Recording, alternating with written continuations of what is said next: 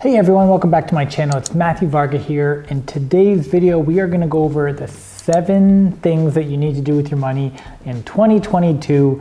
I know 2021 may have been a bit of a write-off for some people. I mean, for some people it was the best year ever, but I think for a lot of people, because of all the restrictions and the lockdowns, a lot of people just sort of put things on hold. So 2022 is the year to get back, get going, get things started. So we're gonna go over 7 things that you can do this year, 2022, to make it your best year yet. If you are new to this channel is all about teaching you how to reach financial independence and retire early through saving, investing, and making more money. Whether you're looking to do this through index fund investing or Airbnb or just traditional buy and hold real estate, we've done all of these things over the last few years and it's helped us retire in our 30s. If you're looking to gain more financial freedom and retire early, then make sure you subscribe to this YouTube channel and also follow me on Instagram and TikTok, where I post more daily videos about our financial journey. The first thing that you should do is to check your credit report. Now, I know most people only check their credit when they're looking to apply for a loan or apply for a credit card, but really you should be checking your credit every 6 months and making sure that everything is up to date on there. Now, most credit bureaus will actually let you sign up for a service that will give you an alert anytime someone checks your credit or pulls your credit, anytime a new product is signed up for under your credit. So these services are actually a really good option. They usually cost a couple of bucks a month, but if you're willing to pay for that, it's just an easy way to keep track of your credit and be notified if anything pops up on there, so you don't have to go in every few months and check it yourself. But if you don't want to sign up for one of those, then you can definitely just, pay the few dollars, pull your credit every 6 months and just give it a look over and make sure that everything's on track. So some things that you want to keep an eye out for when you're checking your credit is to make sure that there's no late payments or overdue payments that are showing on there that you've actually paid and are up to date. You should also be checking for anything that you have already paid off and that's cleared, making sure that it's still not showing on your credit, because sometimes you've paid something off, it's been closed, but it will still show on your report. So you just want to make sure that that's up to date. You're also going to want to look for any unusual activity on your report, so you're just going to check to make sure that all the companies that have been checking your credit are ones that you actually asked them to check, and there's not something on there that you didn't request yourself, because if you did, that might be an indication that there's some fraud going on. So it's definitely something you want to make sure to be on top of. Now, if you do see any of those above items on your credit, you're going to want to make sure that you contact the credit bureau as soon as possible. It's just a lot easier to clean things up if you catch it right away. That's one of the reasons why I suggest that you check your report as many times as you can, or you sign up for one of those alerts, because if you see anything out of the norm, it's a lot easier to get fixed and cleaned up if you just contact them right away. The second thing that you're going to want to do with your finances in 2022 is go over your budget that you set for last year and just bring it up to date. So every year you should be setting a budget and making sure that you're staying on track. If you haven't started a budget yet, then 2022 is a great year to get started. So you're going to want to make sure that if you do have a budget already set, you're going to go over it and you're just going to see if there's any items on there that you need to take off. Maybe you've closed off some subscription services or you stopped going to a certain gym. So you're going to want to just clean up those items, get everything fixed up. If there's anything that you've added for the year, a new subscription, you're going to want to make sure that you put that on your budget, because you want to make sure that your budget is up to date so you're properly tracking all of your finances. Having a good budget in place is going to help you keep track of all your money coming in and all your expenses going out. By being completely aware of all your expenses, it's going to help you to find areas to trim, find expenses that you can cut out, and this is going to help you increase your savings and your investing. I've had a lot of people ask me for some budgeting tips or budgeting hacks. The truth of the matter is there really isn't any budgeting tips or hacks. It really just comes down to doing the work that you need to do to have a proper budget set up. So you really need to carve out the time, sit down, and just really track all your expenses that have been going out over the last few months, all your income that's been coming in, and then you're going to analyze that and look for opportunities to cut some expenses, to save some money.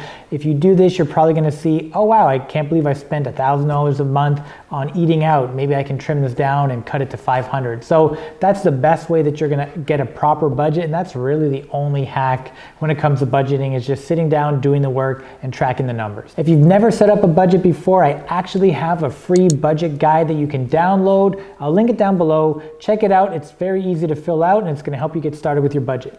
So now that we've checked your credit report and we've got your budget set up, the next thing you're going to want to do is review your savings and investing targets from last year to see if you're on track and if you met those goals. Now, if you didn't set any goals for last year for your savings and investing, that's fine. There's no better time like today to get started with this. So what you're going to want to do this week is you're going to want to carve out some time in your calendar and just sit down and start planning out what expectations you have for the year when it comes to your savings and investing goals.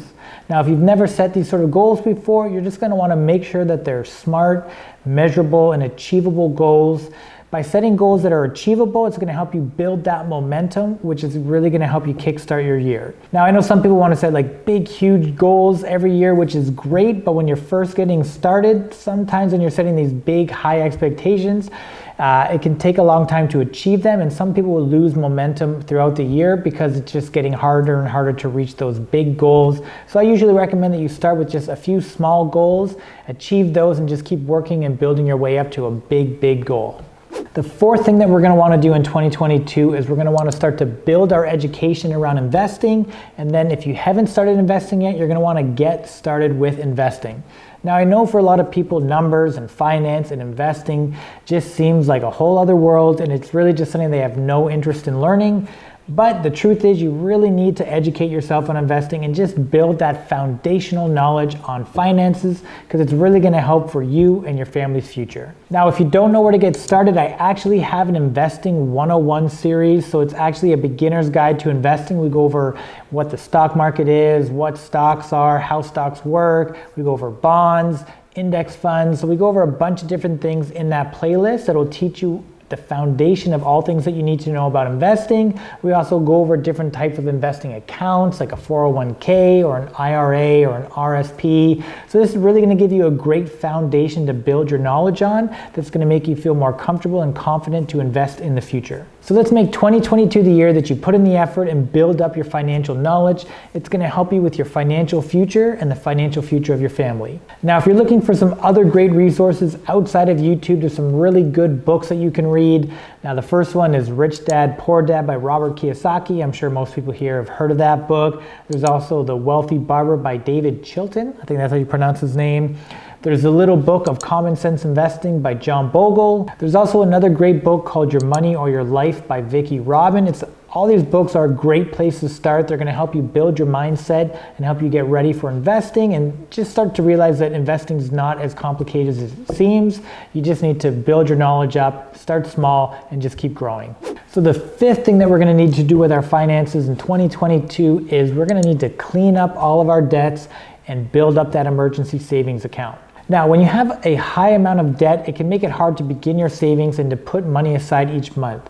Those high interest payments on those debts are going to eat up most people's income for the month, which makes it difficult to put money aside, start saving, and start investing. So we're really going to want to clean up all of these debts first. So for this year in 2022, we want to create a plan to pay off our debts. There's some really cool debt pay down strategies that you could look into, like the debt avalanche strategy, and there's also a debt snowball strategy. So the debt avalanche strategy is actually a strategy that's going to help you save the most in interest payments. So what you do with that strategy is you make all your minimum payments on your credit cards, and then you work on paying any extra money that you have on that highest interest debt first, and you're going to want to hammer that down until it's paid off, and then you're going to want to move on to the next one. So it's all about paying off the highest interest first, which in the long run is going to save you on interest payments. Now, the debt snowball strategy, which is a different strategy, is where you actually pay all your minimum payments first, and all the extra money you're going to use on your smallest amount of debt first. So if you have a credit card that has $100 debt, you're going to want to just pile all that extra money onto that one,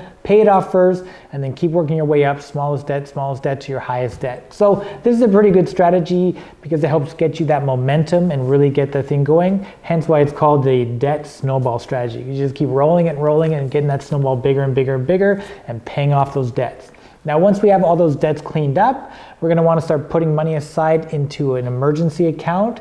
They usually recommend that you should have 3 to 6 months of emergency funds set aside. That way, if anything unexpected popped up, you just have peace of mind knowing that you can cover those payments, you can cover whatever pops up, and it just really helps you give Like I said, peace of mind helps you sleep better at night. So building an emergency fund is another crucial step when it comes to your finances in 2022. I actually did a video on how to cut your monthly expenses in half. So if you're looking for ways to cut your expenses and just help get more money to put aside onto your debts, into your emergency fund, I'll link that video here. Go check it out after you watch this one. The sixth thing that we're going to want to focus on this year is to prepare our taxes early and to make sure that we have a plan for that tax refund. Now, I know taxes is something that people probably try to avoid most of the time. I'm sure there's some people out there who are just really on it and get it done right away. But if you're like me, I usually always put off taxes to the last minute. So this year, we're gonna wanna make sure that we focus on our taxes and get them done early. Now, I'm guilty of paying my taxes late